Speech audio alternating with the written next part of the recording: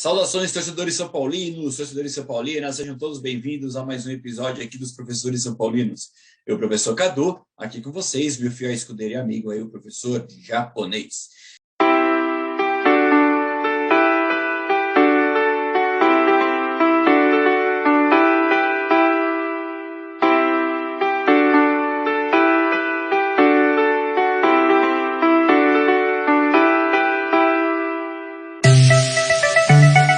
Abraço, pessoal, e vamos São Paulo. Vamos São Paulo. Até mais.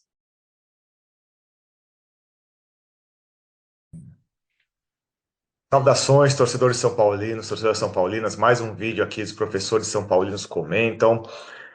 Vamos falar um pouco aí de como foi nossa semana, né? De algumas novidades aí de São Paulo, de algumas notícias. E vamos continuar sempre torcendo pelo São Paulo, que é o mais importante, seja quem for o jogador, seja quem for o técnico, mas que infelizmente algumas pessoas não entendem dessa forma, né? Então, assim, né, nossa semana a gente pode dizer que ela começou lá com aquele empate ruim, né, com um gosto amargo contra o Fortaleza, aquele pênalti lá do Ferreirinha, lá, né, nojentamente batido, e que muita gente aí, né, lógico, né, culpou o Zubeldia, porque o time não treina pênalti, blá, não sei o quê, porque que deixou ele bater pênalti, né, isso eu já falei já em outro vídeo, né, se um jogador vai lá, cata a bola da mão do Ferreirinha e fala assim, não, o outro para bater pênalti, se o técnico manda fazer isso, é uma crise interna, né, é um problema, tá? Então, será que, né, o que não deveria acontecer é o Ferreirinha, sabendo que ele não sabe bater pênalti, não bater, né? E aí a gente teve o jogo contra o Aliança Lima na terça, né? Muita expectativa, eu até tinha comentado que se São Paulo empatasse já seria um bom resultado, e o São Paulo acabou ganhando, né? Tirando aí os primeiros minutos, o São Paulo jogou muito bem, né?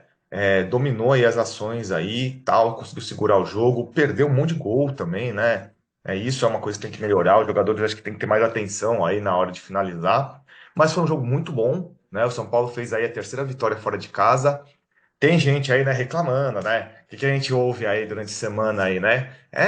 O técnico retranqueiro, joga dois laterais. Ai, por que não colocou o Rian Francisco? Ai, tinha que ter goleado porque é muito fraco a Alianza Lima. Ah, que não sei o quê. E aquele papo que a gente, assim, ó, eu já não discuto mais, né? Minha opinião, o São Paulo, a torcida do São Paulo, acho que comparando com outros clubes, é a mais polarizada hoje, né? Então tem a torcida que detesta o Zubeldia, tem a torcida que é extremamente apoia o Zubeldia, tem a torcida que tenta ser mais racional. Então a gente tem aí uns três grupos aí, né? E nesses grupos ainda temos subgrupos, né? Porque tem a torcida do canal do canal do outro, torcida do outro jornalista. Então, assim, não adianta discutir. Eu acho que a torcida do São Paulo já está dividida mesmo. Não tem esse papo aí que alguns canais aí que promoveram essa divisão agora falam assim: não, tem que estar todo mundo junto. Que isso aqui. Não tem mais essa, né? Isso aí acho que já está quebrado. Talvez se o São Paulo ganhar um título, né? E se ganhar um título também, quem apoia os ouvidos vai falar assim: pô, eu falei. Aí, se o São Paulo ganhar, quem não gosta do Beldia vai falar que foi sorte, que foi apesar dele. Então, esse tipo de coisa acho que é melhor a gente nem ficar mais discutindo aí, né? Infelizmente é o que é, né? Então, a torcida do São Paulo, cada um torce do seu jeito, não tem união, porcaria nenhuma, né? Aí o São Paulo, então, venceu, né? Conseguiu uma marca aí bem importante, né? São Paulo nunca tinha ganhado os três jogos da fase de grupos fora de casa, né? Então, mais uma marca legal aí para o São Paulo. A gente teve um bom jogo aí de alguns jogadores, né?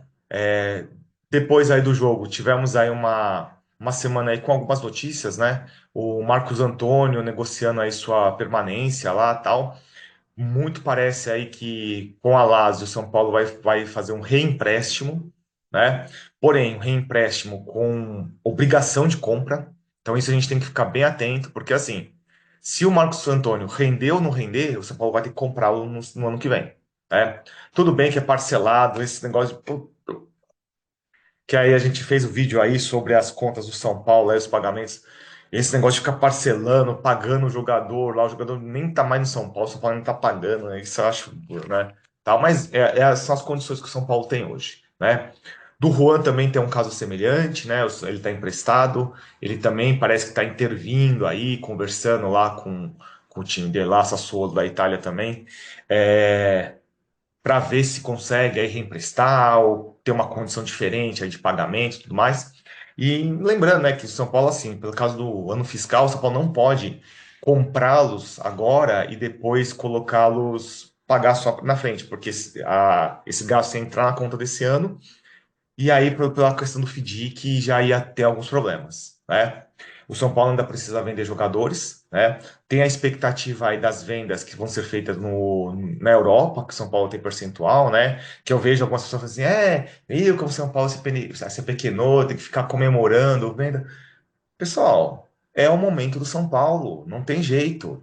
Adianta você ficar chorando aí pelos cantos e tal. Vai ser legal se o Anthony for bem vendido, como parece que será bem vendido, porque ele tá jogando muito bem lá no Betis. O Casemiro provavelmente vai se transferir do Manchester United, tá para ganhar um título aí na um título continental, né, contra o Tottenham lá na UEFA League. O Gabriel Sara está sendo monitorado pelo City, então vai ser mais uma oportunidade. Todo esse dinheiro que entrar já pode se reverter aí em algum pagamento de alguma dívida, de algum alívio. Então temos que comemorar sim, tá? Cada vitória que o São Paulo tem na Libertadores entra US$ 300 mil, eu acho, um valor parecido com isso, já é um valor que também já alivia. Então todo o dinheiro que entrar, uma situação que o São Paulo está, é um dinheiro bom, né?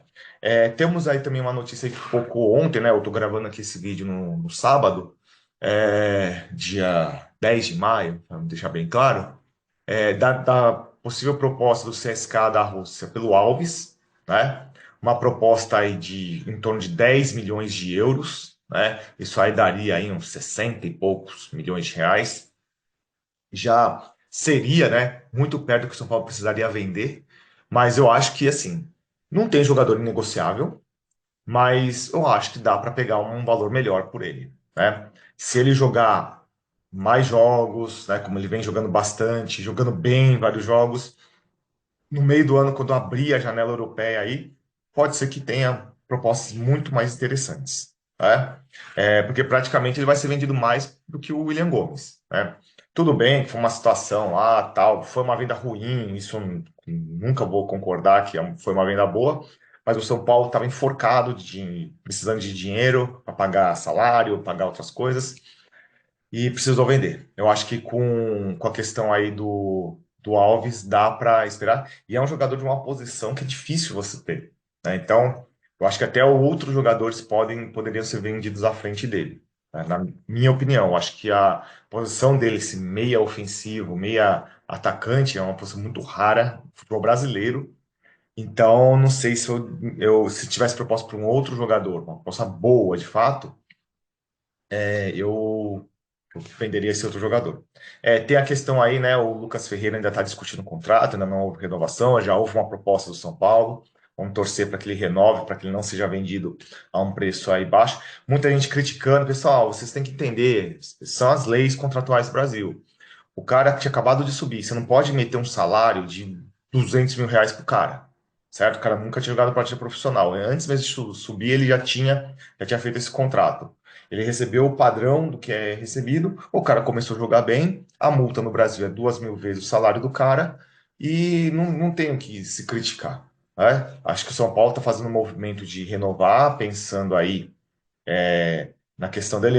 Se eu fosse São Paulo, até por uma questão de urgência, eu nem estenderia o prazo do contrato, acho que eu só aumentaria mesmo o salário para ficar mais fácil dele aceitar, certo? Aí depois pode-se conversar melhor aí, depois que tiver uma situação um pouco mais estável, ele ter jogado mais, na minha opinião, tá? Então, essa aí é a semana do São Paulo, né? Tem a renovação do Alan Franco também, não falei, né? Também tá meio lento o negócio, né? O contrato dele acaba no final do ano. Tem gente aí já esperneando, só que ele é um jogador que já tinha um bom salário, vai querer ganhar mais. O São Paulo tem problema financeiro e a gente tem que entender isso, né? E muitos desses que estão esperneando pela renovação do Alan Franco quando ele chegou no São Paulo, era Alan fraco, ele é ruim, zagueiro anão, né? Então, vamos ter calma também, certo? Então é isso, pessoal. Essa foi a semana do São Paulo. Grande abraço e até o próximo vídeo.